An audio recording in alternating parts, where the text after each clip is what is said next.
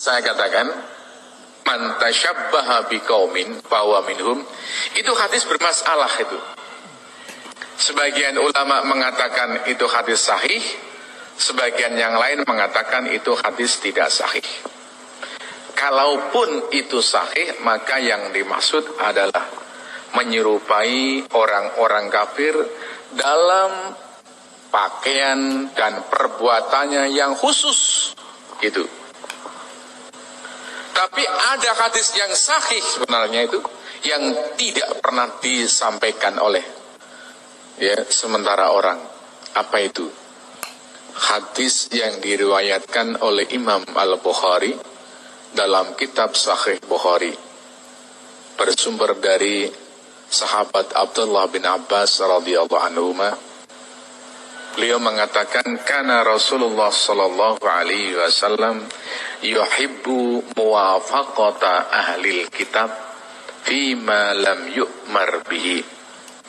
Rasulullah itu menyukai untuk menyamai orang-orang Yahudi dan Nasrani selama tidak ada perintah untuk menjauhi, atau dengan kata lain, selama tidak ada larangan. Dicontohkan oleh sahabat Ibnu Abbas, Rasulullah itu semula pada awalnya kalau menyisir rambut itu memakai jambul di depan. Itu adalah tradisi orang-orang musyrikin. Tapi kemudian Rasulullah mengubah cara menyisir rambut dengan dibelah ke kanan ke kiri. Dan itu adalah tradisi orang-orang Yahudi dan Nasrani. Dan Rasulullah menyukai yang kedua itu. Makanya Ibnu Abbas mengatakan Rasulullah suka untuk menyamai orang-orang Yahudi dan Nasrani selama tidak ada larangan.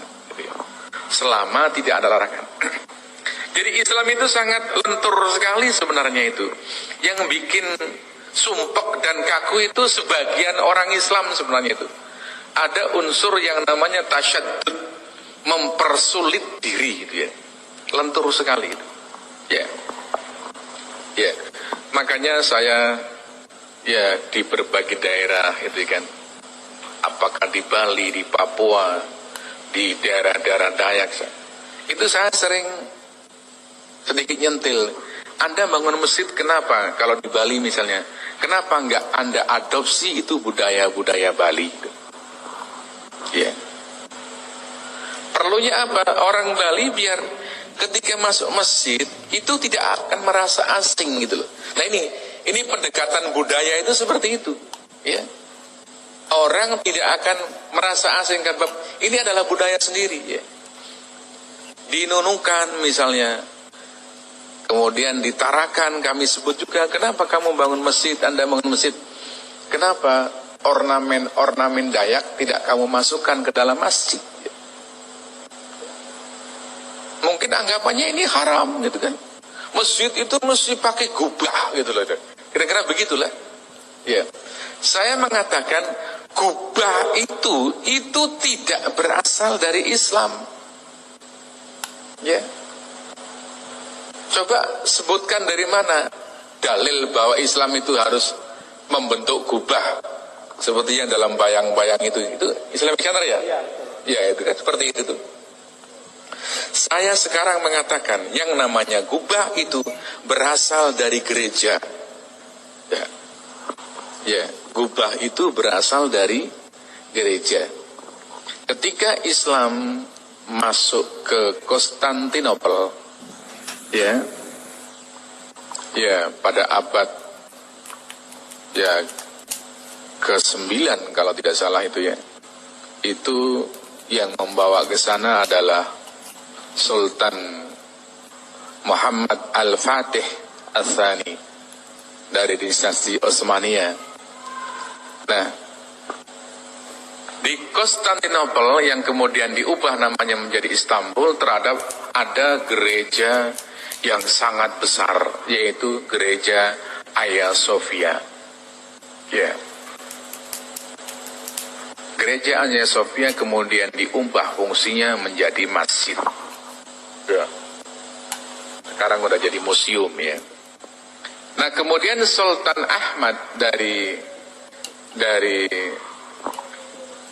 Khilafah Utsmaniyah itu ingin membuat masjid yang megahnya seperti gereja Hagia Sophia.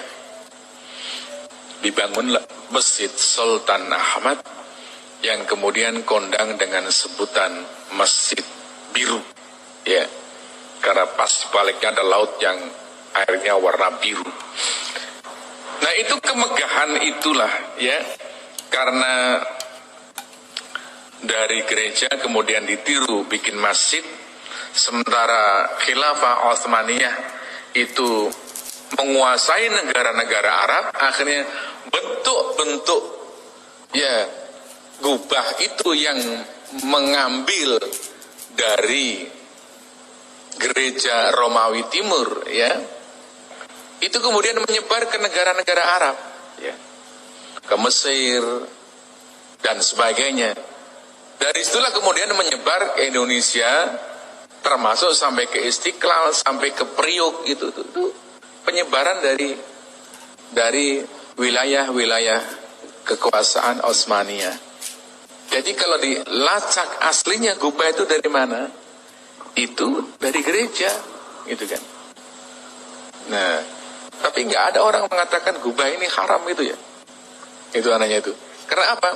Karena sudah terpatri bahwa gubah ini dianggapnya Islam, gitu loh. Itu. Makanya nggak ada orang pernah mengatakan haram itu. Ya. Seperti misalnya saya pernah di suatu masjid, dengan tenang aja pengurus masjid memutar kaset nyanyian Umi Kulsum, gitu kan. Katanya itu mendapat pahala, gitu loh itu. Karena lagunya pakai bahasa Arab, gitu loh ya. Ya, diaminin. Ya. Tapi kalau lagu lodruk begitu, ya, orang Jawa Timur itu ada perasaan berdosa. Karena apa? Karena terlanjur salah persepsi, ya. Jadi seolah-olah apa yang dari Arab itu mesti Islam, padahal itu kan budaya. Kalau sama-sama budaya, apa bedanya budaya Arab dengan budaya Jawa, itu kan sama sebenarnya itu. Kalau sama-sama dari segi budaya, dari sisi bahwa itu tidak ada dalil, ya, yang melarang dalam agama, ya. Tadi kami sampaikan busana, ya, berpakaian itu kan, ya. Sebenarnya dalam Islam itu hanya mengamanatkan 4 hal saja yang kami rumuskan dalam 4T, yaitu pertama tutup aurat, tidak transparan, ya, tidak ketat, dan T keempat tidak menyerupai pakaian lawan jenis. Itu Islamnya dari situ itu. Nah, modelnya mau apa itu silahkan, ya. Asal 4 ini sudah terpenuhi, T4, tutup aurat, tidak transparan, tidak ketat, tidak menyerupai pakaian lawan jenis, mau model apa silahkan, gitu ya. Nah, itu Islamnya di situ, ya. Nah, sekarang kita perlu membedakan, bagaimana membedakan mana yang datang dari Nabi Muhammad yang berupa ajaran agama yang harus kita ikuti, dan mana yang berupa budaya yang kita boleh ikut dan boleh juga tidak ikut, ya. Ada tanda-tanda begini, hal-hal yang bersifat budaya atau sosial budaya itu selain Rasulullah itu juga mengerjakan, gitu loh, kira-kira begitu, ya. Beda dengan yang berupa ajaran agama, itu orang-orang non-muslim tidak mengerjakan. Makan itu budaya, ya. Makan itu budaya. Nah, sebut aja misalnya makan roti orang Arab gitu. Itu budaya Arab sudah, itu makan roti. Nah, unsur agamanya di mana? Memulainya dengan membaca basmalah. Itu unsur agamanya itu. Memakannya dengan tangan kiri, dengan tangan kanan, gitu ya. Kemudian ditutup dengan membaca hamdalah, ya. Kemudian tidak israf, tidak berlebih-lebihan. Nah, itu unsur agamanya di situ. Bahwa makan itu bukan hanya orang Islam. Ya, kita melihat sekarang bahwa semua manusia itu ya melakukan apa yang namanya makan. Maka kita perlu bedakan, ya, tidak israfnya adalah faktor agama. Memulai dengan basmalah itu adalah faktor agama. Makan dengan tangan kanan itu faktor agama. Tambah lagi mungkin makan yang tidak membahayakan juga faktor agama. Itulah yang harus kita ikuti. Adapun bentuknya mau roti, mau gaplek itu terserah pada budaya masing-masing, ya. Ya, budaya orang kaya mungkin pakai makanan-makanan yang lebih tinggi nilainya. Budaya orang miskin pakai gaplek dan sebagainya itu. Ya. Makanya ya, kalau tadi kami katakan apa yang datang dari Rasulullah yang merupakan sosial budaya, kita boleh mengikuti dan boleh tidak mengikuti, ya. Tapi apa yang berasal dari Rasulullah dan itu merupakan ajaran agama, kita wajib mengikuti, ya. Di sisi lain, budaya-budaya yang sifatnya lokal dapat diadopsi oleh Islam, ya, dan tidak harus kita tolak dengan alasan bahwa itu bukan dari Islam, ya. Ya. Sebab kadang-kadang menjadi keliru. Islam itu kemudian diartikan Arab, gitu loh, ya. Apa yang dari Arab itu dianggap sebagai Islam, ya, gitu, ya. Maka rebana harus kita ambil. Nah, tapi gending kita tolak. Nah, itu yang kami tidak pas seperti itu, ya. Ya. Kalau rebana kita ambil, ya, kenapa gending kita tolak, ya? Suatu saat kami datang di Papua, di Kaimana itu. Kami sampai berbicara kepada Bupati Kaimana waktu itu, ya. Ya. Kenapa menyambut tamu harus memakai rebana, begitu loh. Saya katakan rebana ini kan budaya Arab. Kenapa nggak pakai ya bunyi-bunyian orang Papua, gitu kan? Pak Bupati waktu itu jawabannya, Pak, rebana itu di sini sudah menjadi milik orang Papua, ya. Nah, sudah, kalau itu sudah.